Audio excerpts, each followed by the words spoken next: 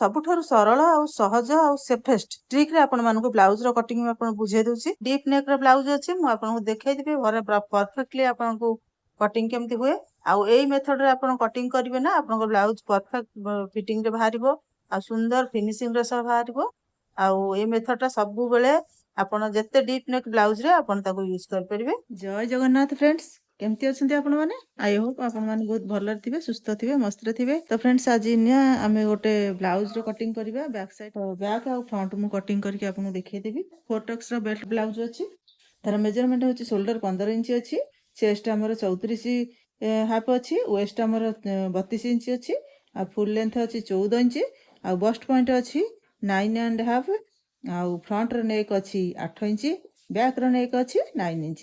ହାତ ତ କଟିଂ ଭିଡିଓରେ ବହୁତ ଲମ୍ବା ହେଇଯିବ, ତ ମୁଁ ହାତ ଆପଣଙ୍କୁ ଆଉ ଗୋଟେ ଭିଡିଓରେ ସେପାରେଟ ଭିଡିଓରେ ନେଇ ଆସିବି। ତ ଖାଲି ମୁଁ ବଡିର ମେଜରମେଣ୍ଟ ଆକର୍ଡିଂ ଆପଣଙ୍କୁ କହିଦେଉଛି। ଫୋରଟକ୍ସ ର ବେଲ୍ଟ ବ୍ଲାଉଜ ହବ, ଠିକ ଅଛି।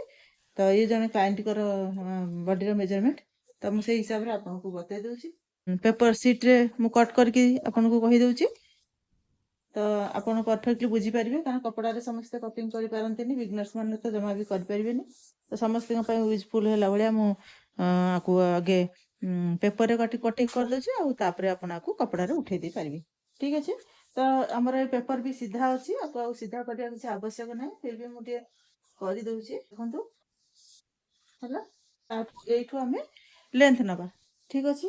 ବ୍ଲାଉଜର ଫୁଲ ଲେନ୍ଥ ଅଛି 14 ଇଞ୍ଚ, ଆମେ 1 ଇଞ୍ଚ ପ୍ଲସ୍ କରିକି ନବା, ତାକି 15 ଇଞ୍ଚ ନବା, ଠିକ ଅଛି। ତ 15 ଇଞ୍ଚ ଆମେ ନବା ଲେନ୍ଥ, 15 ଆଉ ଟିକେ ଦୂରକୁ ଯାଇକି ଆଉ 15 ଇଞ୍ଚ ମାର୍କ କରିଦେବା, ଠିକ ଅଛି। ତ ଆକୁ ଆମେ ଏଠି ଗାର ଦେଇଦେବା,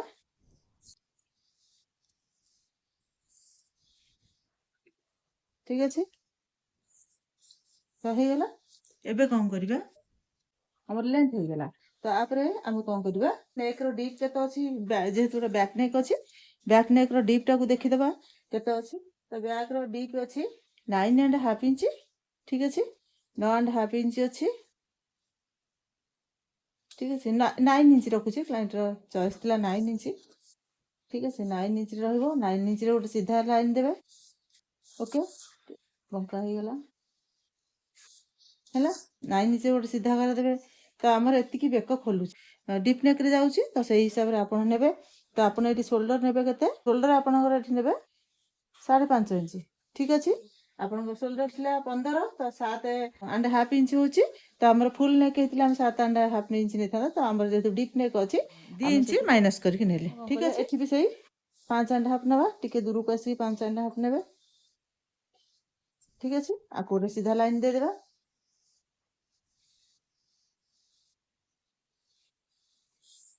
ହେଲା। ଏବେ ଆପଣ ଏଠି ନେବେ 5.5, ଯେତିକି ଆପଣ ସୋଲ୍ଡର ନେଲେ ସେତିକି ଆପଣ ନେବେ ଆର୍ମ ହୋଲ୍, ଠିକ ଅଛି। ନହେଲେ ଆପଣ ଯଦି ଆର୍ମ ହୋଲ୍ ମେଜରମେଣ୍ଟ ଆକର୍ଡିଂ ନେବେ, ତ ମେଜରମେଣ୍ଟ ହଉଛି ଆପଣଙ୍କର ଯେତିକି ଚେଷ୍ଟ ଅଛି, ଚେଷ୍ଟକୁ ଆପଣ ଡିଭାଇଡ କରିବେ, କେତେ 6 ରେ ଡିଭାଇଡ କରିବେ, ଯେତିକି ହେଲା। ଚେଷ୍ଟ ହଉଛି ଆମର 35 ଇଞ୍ଚ ଡିଭାଇଡେଡ ବାଇ 6, ତ ଆମର ଇକ୍ୱାଲ ଟୁ ହେଲା କେତେ, ଆମର 5.8 ହଉଛି।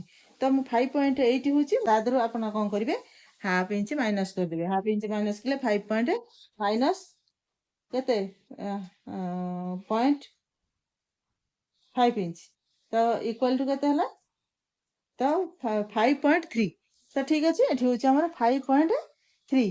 ତ 5.3 ହେଲେ 3ଟା ପଏଣ୍ଟ, 5 ରାମ 2 3, ତ ଆମେ ନେଇଛନ୍ତି ସେ 4ଟା ପଏଣ୍ଟ, ଠିକ ଅଛି। ତ ଆମର ଏଇଟା ଅନୁମାନ 5.5 ଇଞ୍ଚରେ ନେଇଛନ୍ତି, ତ ଆମର ଏଇ ପରଫେକ୍ଟ ଅଛି। ତ ସେଇ ହିସାବରେ ଆପଣ କଣ କରିବେ, ଆପଣ ମାଇନସ୍ କରି ଯେତିକି ଆପଣ ଚେଷ୍ଟ ଅଛି ଡିଭାଇଡ କରିବେ 6 ରେ, ମାଇନସ୍ କରିଦେବେ 1 ଇଞ୍ଚ, ଠିକ ଅଛି। କିନ୍ତୁ ଏଟା ସବୁବେଳେ ଲାଗେନି, କାରଣ ଆର୍ମ ହୋଲ୍ ସମସ୍ତଙ୍କର ସମାନ ନୁହଁ, ଏଟା ହଉଛି ବେସିକ ମେଜରମେଣ୍ଟ। ତ ଆପଣ ସବୁବେଳେ ଆର୍ମ ହୋଲ୍ ମେଜରମେଣ୍ଟ ରଖିଥିବେ ଯଦି କରିବେ, ନହେଲେ ବେସିକ ମେଜରମେଣ୍ଟ ଯଦି ଆର୍ମ ହୋଲ୍ ନାହିଁ ଆପଣଙ୍କ କତିରେ, ତ ଆପଣ ବେସିକ ମେଜରମେଣ୍ଟରେ କରନ୍ତୁ। କିନ୍ତୁ ଯଦି ଆର୍ମ ହୋଲ୍ ମେଜରମେଣ୍ଟ ଅଛି ତ ବହୁତ ଭଲ କଥା।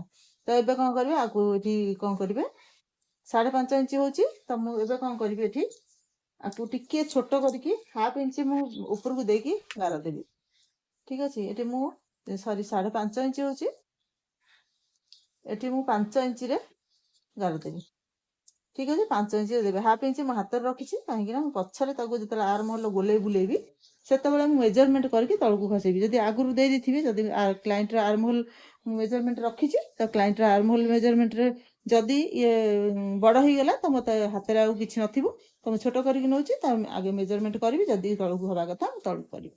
ଠିକ୍ ଅଛି, ମୁଁ ଯଦି ହାଫ୍ ଇଞ୍ଚ ତଳକୁ ଉପରକୁ ନେଇଛି। ତ ଏବେ ହେଲା, ଏବେ ଆମେ ଚେଷ୍ଟ ଆସିବେ। ଚେଷ୍ଟ ଅଛି କେତେ? 34 ଇଞ୍ଚ। 34 କି ଆପଣ 4 ଭାଗ କରିଦେବେ। 4 ଭାଗ କଲେ ହେଲା କେତେ? 8.5 ହେଉଛି 34 ଇଞ୍ଚ।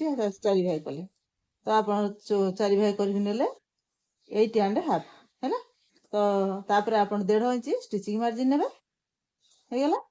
ତ ଆପଣ ଏବେ ଅଣ୍ଟାକୁ ଆସିଯିବେ। ଅଣ୍ଟା ଆମର କେତେ ଅଛି? ଅଣ୍ଟା ଅଛି 32 ଇଞ୍ଚ। 32 ହେଲେ 8 ଇଞ୍ଚ ନେବେ। 4 ଭାଗ କଲେ 8 ଇଞ୍ଚ। ତ ତାପରେ ଆଉ 1 ଇଞ୍ଚ ପ୍ଲସ୍ ନେବେ ଟକ୍ସ ପାଇଁ, ଆଉ 1.5 ଇଞ୍ଚ ଆପଣଙ୍କର ମାର୍ଜିନ୍ ନେବେ ଷ୍ଟିଚିଂ। ତ ଏମିତି ହେଇକି ଆପଣଙ୍କର ଏଠି ଲାଇନ୍ ଡ୍ର କରିଦେବେ।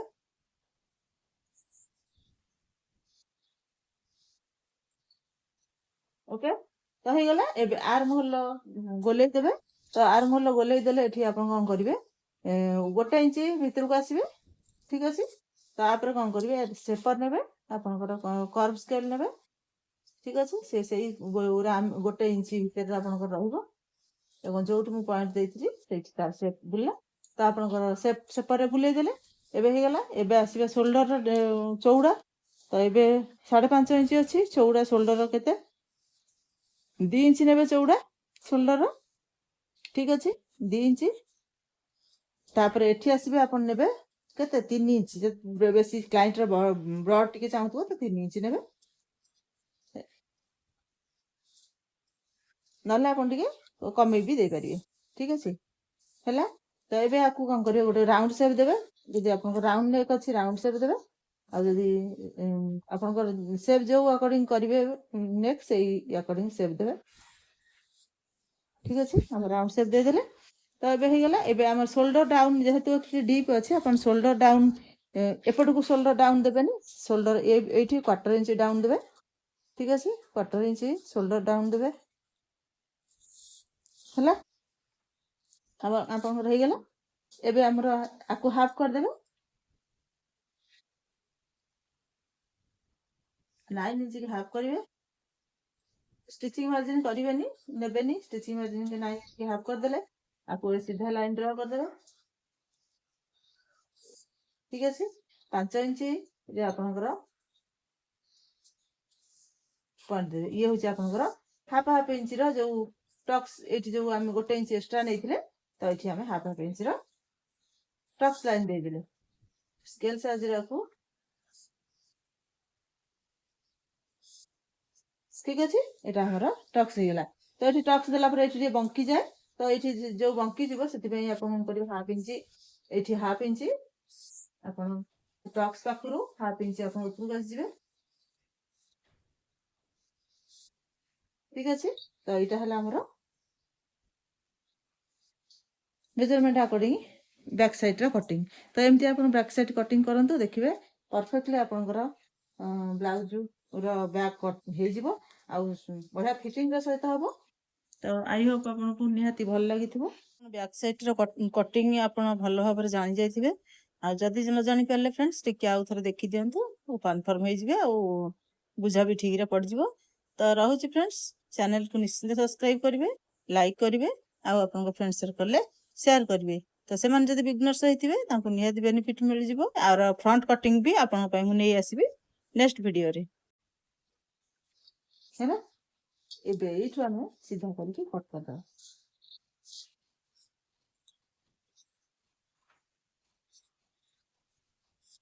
ହେଲା, ଏବେ ଆମର ପରଫେକ୍ଟଲି ଆମର ବ୍ୟାକ୍ ସାଇଡ୍ କଟ୍ ହେଇଗଲା। ଆଉ ଏଇଟାକୁ ଆପଣ ପଛରେ ମେଜରମେଣ୍ଟ ଆକର୍ଡିଂ ଆକୁ ଡାଉନ୍ ଦେବେ ସୋଲ୍ଡର। ତ ଆପଣଙ୍କର ଏମିତି ଆପଣଙ୍କର ବ୍ୟାକ୍ କଟ୍। ତ ଆପଣ ଏଇଭଳି କାଟନ୍ତୁ, ନିଶ୍ଚିନ୍ତ ଆପଣଙ୍କର ବ୍ଲାଉଜ ପରଫେକ୍ଟ ଫିଟିଂରେ ବାହାରିବ।